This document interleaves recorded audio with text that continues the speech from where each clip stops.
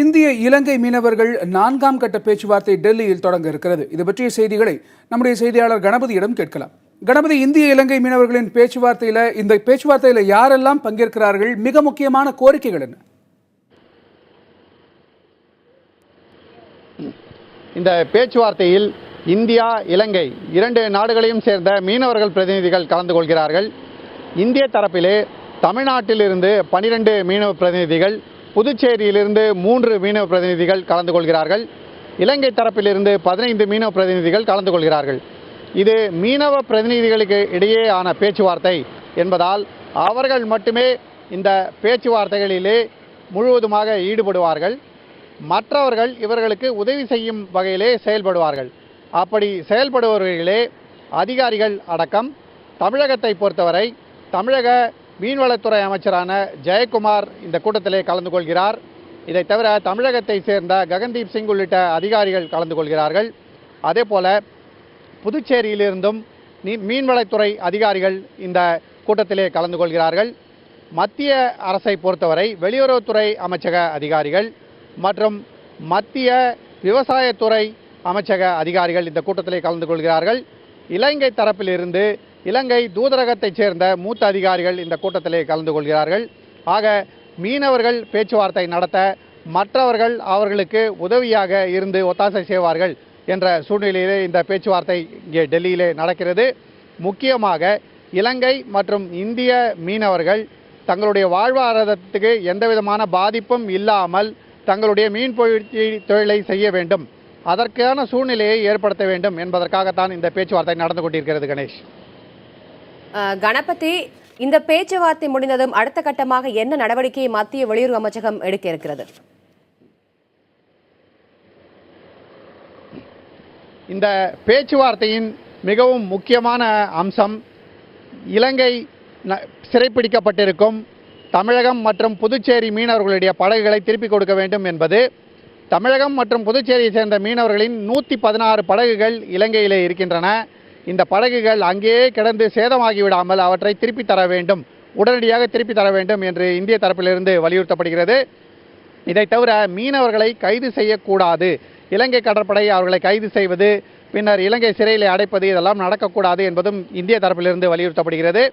இலங்கை தரப்பிலிருந்து இரட்டை மீன்பிடி வலைகளை பயன்படுத்தக்கூடாது, பாட்டம் ஃபிஷிங் என்பது இருக்கக்கூடாது, ட்ராலர் ஃபிஷிங் இருக்கக்கூடாது என்று பல்வேறு விதமான கோரிக்கைகள் வைக்கப்படுகின்றன.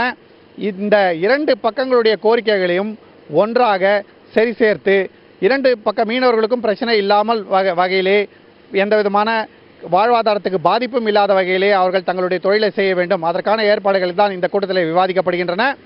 இந்த கூட்டத்திலே என்ன முடிவுகள் எடுக்கப்படுகின்றனோ அதற்கு அடுத்த கட்டமாக அமைச்சர்கள் இந்த விஷயத்தை விவாதிப்பார்கள். இந்திய தரப்பிலே வெளியுறவுத்துறை அமைச்சர் சுஷ்மா ஸ்வராஜ் மற்றும் விவசாயத்துறை அமைச்சர் ராதா மோகன் சிங் ஆகியோர் அந்த கூட்டத்திலே கலந்து கொள்கிறார்கள். 5ஆம் தேதியன்று நடக்க இருக்கும் அந்த கூட்டத்திலே இலங்கையை சேர்ந்த அமைச்சர்கள் அமரவீரா மற்றும் சமரவீரா கலந்து கொள்கிறார்கள். அவர்கள் இலங்கையின் நீர்வளத்துறை மற்றும் வெளியுறவுத்துறை ஆகியவற்றின் பொறுப்பாக இருக்கிறார்கள். ஆகவே இலங்கை தரப்பிலிருந்து என்னென்ன கோரிக்கைகள் வைக்கப்படுகிறது என்பதை அவர்கள் வலியுறுத்துவார்கள் என எதிர்பார்க்கப்படுகிறது. அமைச்சர்கள் கூடி பேசிய பிறகு இந்த பிரச்சனைக்கு என்னென்ன முடிவுகளை எடுக்க வாய்ப்பு இருக்கிறது என்பது தெளிவாகும். கணபதி, கடந்த 2004, 2010 மற்றும் 2014 நடைபெற்ற பேச்சுவார்த்தைகள் தோல்வியில் முடிவடைந்தன. தற்போது இன்று நடைபெறும் இந்த பேச்சுவார்த்தையில் சுமூக தீர்வு எட்டப்பட வாய்ப்பு இருக்குமா?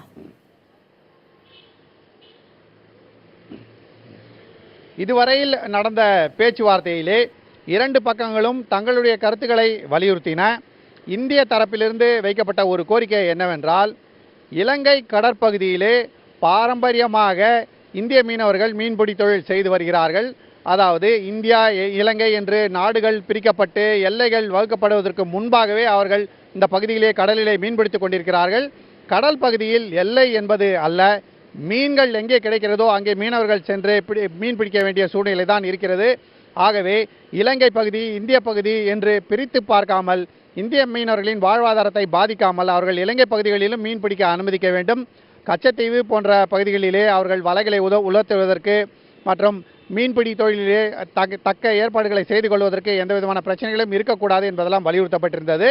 ஆகவே இந்த கூட்டத்திலே ஒரு முக்கியமான ஆலோசனை என்னவென்றால், இலங்கை இந்திய கடற்பகுதிகளிலே நாட்களை பிரித்து கொண்டு, அதாவது 2 வாரத்துக்கு இந்திய மீனவர்கள் மீன் பிடிப்பது, பின்னர் 2 வாரத்துக்கு இலங்கை மீனவர்கள் மீன் பிடிப்பது, அதே சமயத்திலே கடல் வாழ்வாதாரத்தை பாதிக்காமல் கடல் வளங்களை சீர்குலைக்காமல் மீன் பிடிப்பது போன்ற பல்வேறு விஷயங்கள் வலியுறுத்தப்பட்டு வருகின்றன. ஆகவே ஏற்கனவே நடைபெற்ற ஆலோசனைகளின் அடிப்படையிலே பல்வேறு விஷயங்கள் இறுதி செய்யப்பட்டு இன்று விவாதிக்கப்படுவதால் ஒருவேளை இந்த கூட்டத்திலே சில முக்கிய முடிவுகள் எடுக்கப்படலாம் என தெரிகிறது. ஆனால் அந்த முடிவுகள் 2 தரப்பு மீனவர்களின் முடிவுகளாக இருக்கும். பின்னர் 2 நாடுகளும் இவற்றை விவாதித்த பிறகு, அதாவது அமைச்சர்களின் கூட்டம் நடந்த பிறகு இந்த முடிவுகள் இறுதியாவதற்கான வாய்ப்பு இருக்கிறது. ஏற்கனவே இந்த பிரச்சனை பல காலங்களாக நடந்து கொண்டிருப்பது உங்களுக்கு நன்றாகவே தெரியும். இந்திய மீனவர்கள், குறிப்பாக தமிழகம் புதுச்சேரியை சேர்ந்த மீனவர்கள் ஆழ்கடலுக்கு சென்று மீன் பிடிப்பதற்கான ஏற்பாடுகளை செய்து கொடுக்க வேண்டும். அதற்கான பயிற்சி கருவிகள் போன்றவற்றை அவருக்கு கொடுத்தால் அவர்கள் இலங்கை பகுதிக்கு செல்லாமல் இருப்பார்கள் என்று அதற்கான ஏற்பாடுகளை இந்திய அரசு, தமிழக அரசு, புதுச்சேரி அரசுகள் செய்து கொண்டிருக்கின்றன. அதுவரை பிரச்சனை இல்லாமல் மீன் பிடிப்பதற்காக 2 தரப்பும் சமாதானமாக ஒத்துப்போவதற்கான ஏற்பாடுகள் தான் இப்போது விவாதிக்கப்பட்டுக் கொண்டிருக்கின்றன.